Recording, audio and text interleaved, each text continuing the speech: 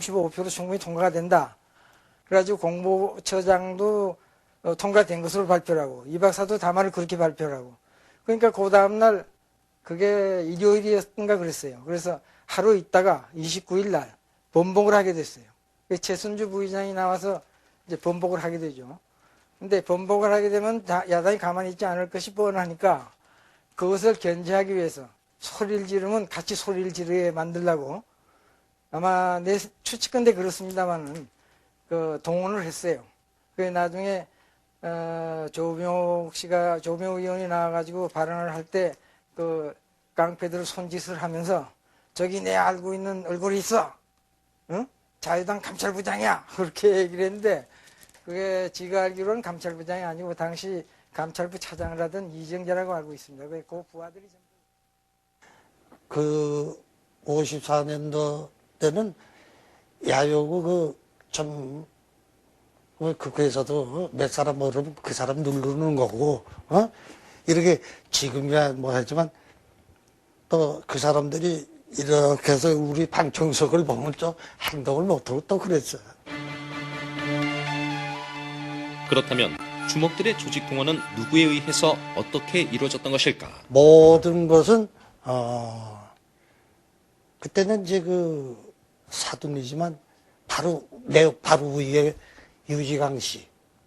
물론 이제 그 들은 얘기도 있지만 우리가 행동을 할 때는 이게 꼭 지령에 의해서 하는 게 아니라 옛날에는 우리 세계는 눈빛으로 행동을 하는 거야, 눈으로. 어쨌든 장래가 소란해져 소기의 목적을 달성했다고 판단한 희기붕이 직접 마이크를 잡고 나서야 소란은 진정됐다. 결국 4.4.5의 개헌안은 정치 주목들의 개입에 의해 통과되고 당시 이인자 이기붕의 위치는 더욱더 굳건해졌다. 그만큼 이기붕을 등에 업은 이정재의 위세도 대단했다. 그 이기붕이가 있기 때문에, 이기붕이 그 이인이 아니에요. 그 이인이나 백이 있기 때문에 경제적이고 군사고 누가 손대지 못했지. 하여간 그때 이거 우리가 봐도 막강한 힘은 있었어. 어떻든 세간에선 뭐 밤의 대통령이랄 정도가 됐었으니까. 이정재의 두 번째 작품은 자유당 창당 동지회 발기인대회 방해 사건. 자유당 감찰부 차장 이정재는 당내 반이기붕 계열이 만든 창당 동지회장에 뛰어들어 대회를 뒤집어 놓는다. 경호를 맡은 사람은 김두한. 이때 이정재는 김두한과 주먹 대결 일부 특전까지 간다. 유연한 자유당 창당 동지들이 모여가지고 이기붕이를 어떻게 하면 쫓아내고 우리들이 다시 자유당을 잡을 수 있느냐 하는 걸 이제 논의를 하려고 모였는데 이정재가 그냥 자기 부하들 잔뜩 데려가가지고 깽판을 놨죠. 사회자를 쫓아내고는 자기가 그냥 사회를 보면서 그렇게 하니까 그 당시에 자유당 창당위원회 한 사람이 창당 멤버의 한 사람이 김두한이에요. 그 자리에 있었거든요. 보아하니까 참 꼴불견이란 말이에요. 그러니까 이 성격을 참지를 못해가지고 단상으로 뛰어 올라갔습니다. 뛰어 올라가가지고 그냥 일촉즉발이었어요. 둘이가 그냥 싸움 붙을 직전이었는데 그 사람들 앞에 싸울 수는 없잖아요. 그러니까 말로 뭐 그냥 좋지 않은 말이 오고 하다가 경찰이 와 닥쳤어요. 그래가지고 이거 치안 유지상 도저히 저 대회를 속회시킬 수가 없으니 그냥 해산하라. 그래가지고 해산시켜버렸습니다.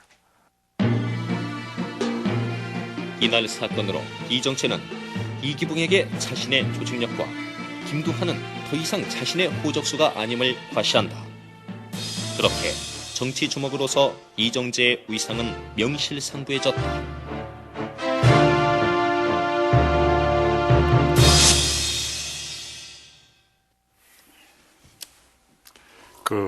저희가 준비했던 그 자료 화면에 김태련 선생의 증언이 여러 번이 나오는데 네. 그때 같이 활동하셨거나 혹시 뭐 기억에 남는 일이 있으세요? 이제 김태련 씨는 유지광 씨하고 한 화랑동지회라는 그쪽에서 이제 외곽부대에서 대체로 이 회장을 위해서 그분들은 활동을 한 사람들이죠. 실질적인 주목의 대명사로 가진 사람들이죠. 혹시 그 당시를 증언했던 그 이형 기자의 증언 중에서 혹시 좀 보태시거나 하실 말씀이 있으십니까? 거진 그 비슷한 얘기입니다. 다 자유당 시공관 그게 53년도인가 4년도인데 이기봉 그냥 서울시당 위원장을 만들 적에 사실은 이정재 씨가 아니면은 그때 떨어졌어요. 이기봉 의장께서. 이래서는 안 된다. 기왕이면 이성만 박사 노선을 쫓는 선에서 누가 돼야 되겠는데 그렇다면은 이기봉 의장밖에 없다 하는 그 몇몇 사람들이 수기를 해가지고 이정재 씨가 내가 나서겠다. 내가 나서서 이기봉 의장을 꼭 만드는 방법을 강구하면 오늘 저녁에. 그래가지고 그 양반이 혼자의 생각을 해가지고 그때 박용만 씨가 조직부장인 강용만 씨가 의사진행을 받는데 그때 이정재 씨가 발언권을 얻어가지고 단생 올라가서 발언을 하면서 눈을 부라리고 야단을 치고 큰 기침을 하고 이제 이정재 씨가 일종의 위협 아닌 위협을 가하게 된 거예요. 그 대의원들에게. 그 당시에 그러니까 대의원들이 까딱 잘못하면 여기서 어떻게 잘못되는 게 아닌가 생각해가지고 티리 그냥 박수를 갖다 뒤에 쳐버린 거죠. 그러니까 박수로서 아주 통과가 되고 만 겁니다. 이 정치와 주먹이 만나게 된 무슨 계기라든가 환경이라든가 이런 거를 좀 말씀을 해주시죠. 역시 주먹사회가 등장이 사회에 될 적에 그 세력이 커지면 정치에 가만히 안 둬요. 그 사람들. 정치인들이 말씀이죠. 특히 자유당 시절에는 혼란은 때고 하니까 정치에서 주먹을 많이 활용을 했죠. 또 주먹도 정치를 얻고 일을 많이 했고 이제 그렇게 보는데 이정재 씨는 자유당을 이용을 한 게 아니라 자유당에 이용을 당했다고 는 봅니다. 그 양반이 자유당의 그 이기봉 씨하고 가까워진 동기가 여러 가지가 있는데 이기봉 씨 그 육촌 형님이 이천사세요. 이천 부발면에 사시는 그 이희학 씨인데 그분하고 이홍원 씨라고 이정재 씨 아버님하고 친구간이십니다. 그래서 자연히 이렇게 얽히게 됐어요. 자연히 얽히게 됐고 또 이기봉 선생님이 상당히 신사고 깨끗한 분이고 청렴 결백한 정치인으로 봤기 때문에 그분을 아저씨같이 아버지같이 의장님으로 저기 그렇게 모시게 됐고 자유당은 이정재 씨 같이 그 충성을 다한 사람은 별로 드물지 않냐 이렇게 볼 정도로 정말 충성을 다했죠. 하여튼 그 김두한과 이정재의 그런 뭐라 그러나 세력의 그런 거 역전이라고 그럴까 그런 갈등이라든가. 갈등이라는 게 나타나는데 그 두 사람의 그 관계 같은 것들을 좀 한번 생각나는 대로 이정재 말씀해 주시죠. 씨하고 저 김두한 씨하고는 아주 가까운 처지입니다. 모든 걸 언언을 다 하고 반도 의형 정신 때부터 6.25 이후 수복 때까지 아주 참 잘 지냈어요. 나는 그렇게 봐요. 예.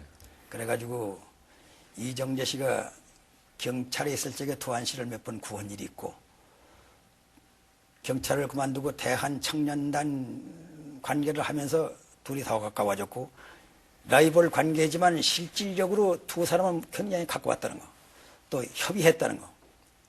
이제 이렇게 됐는데 두한 씨가 출마를 하고 국회의원이 당선이 되면서 달라졌죠. 이제 거기서부터 두한 씨가 이제 문제가 있다면 이 정당 저 정당을 많이 맹겨 다닌 그러한 전력의 김두한 씨야.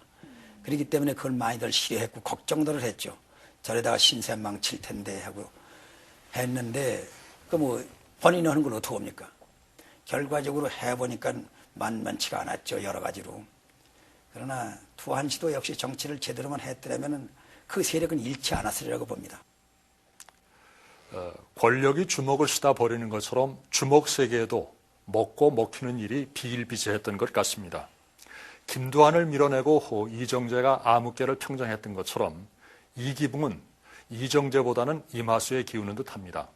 그러나 뒷날 우리가 그 역사에서 실증하듯이 이기붕도 이정재도 이마수도 권력무상, 폭력무상을 전감하면서 아마 험하고 비통하게 이 세상과 작별했을 것으로 생각이 됩니다.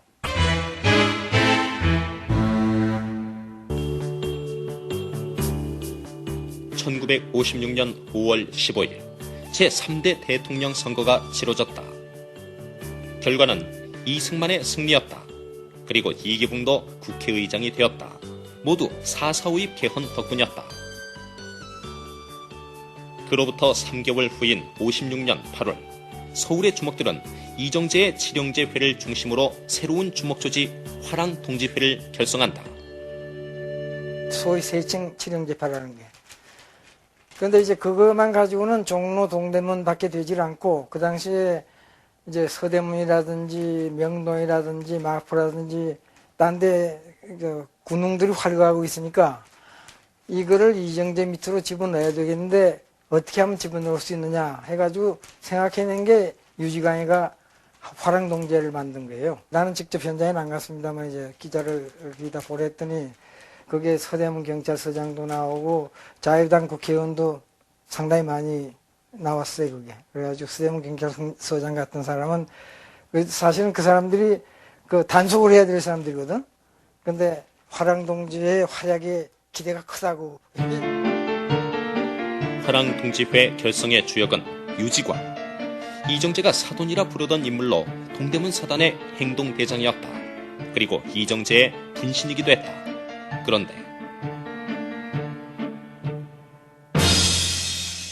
1957년 5월 25일 바로 그 유지광이 세상의 주목을 받게 되는 사건이 발생한다. 이른바 장충단 시국강연회 난동 사건. 4대 국회의원 선거를 앞두고 선거법 개정을 추진 중인 야당이 연합해서 연 대규모 장외 집회였다. 집회 경호 책임자는 김두한. 그런데 그 군중들 속에는 유지광이 이끄는 화랑동지회 주목들도 끼어 있었다. 당시 취재기자 이명동의 증언. 그때 이제 갔더니 벌써 이제 그러니까 조 박사가 이제 조병욱 박사가 딱 단상에 올라가니까 이제 그때 와 이제 깡패들이 이제 움직이기 시작했어. 이제 먼저 이제 그 앰플 말이지 불사 지르고 뭐 단상 전부 책상 두드리 부수고 말이지. 그래가지고 이제 시작이 된 거죠. 이제. 당시 동대문 사단의 행동대장이었던 낙화유수 김태련의 증언. 아니 뭐 집회 뭐 어떻게 가서 떠들고 또 하나씩 끌어내리고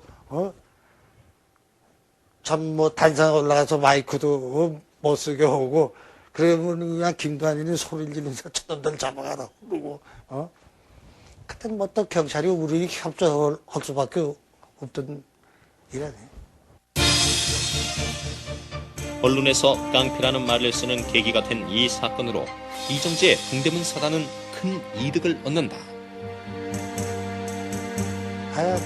장춘당 집회 사건이 이후에 말하자면 그 조직은 활성화가 된 거예요. 더 재정도 넉넉해지고. 밀가루 부대로 엄청. 그 15만 부대 티켓 받았으니까. 그러나 이 사건으로 민심은 자유당에게서 확실히 등을 돌린다. 당시 사건 현장을 담은 바로 이 한 장의 사진이 그 증거였다. 사진을 보도한 기자 이명동의 증언. 딱 내보내니까 이거 막 그날 오후부터 뭐 그 신문지 나가니까 그 쪽에다가 그것다가 얼굴 요놈은 누구고 요놈은 이지광이고 요건 누구고 누구 쭉 끌어가지고 볼펜으로 끌어서 막 이름 딱 써서 지금 아지트가 어디 있는데 어디로 가면 잡을 수 있다 이렇게 해가지고 왔어요. 그래가지고 이제 완전히 그 사람들이 이제 폭로가 된 거지. 이제 정치 깡패 이제 그런 정체도 폭로가 되고 이제 야당이 이제 국회에서 막 떠들고 막 이제 자유당이 궁지를 그 한 장의 사진을 해서 이제 완전히 여당이 궁지로 몰리게 된 거죠. 4대 민의원 선거를 앞두고 있던 이기붕은 초조해졌다. 당시 서울에서 자유당의 인기는 최악이었다. 때문에 2인자인 이기붕일지라도 서울에서 출마하면 당선 가능성은 10%도 안 된다는 것이 측근들의 생각이었다. 부인 박마리아가 고심 끝에 대안을 내놓았다. 이기붕의 친척들 몇몇이 살고 있는 경기도 이천으로 선거구를 옮기자는 것이었다. 그런데 이천은 이정재가 50년도부터 출마의 뜻을 두고 공을 들여온 그의 고향이었다. 이정재는 당연히 크게 반발했다. 우리가 알기로는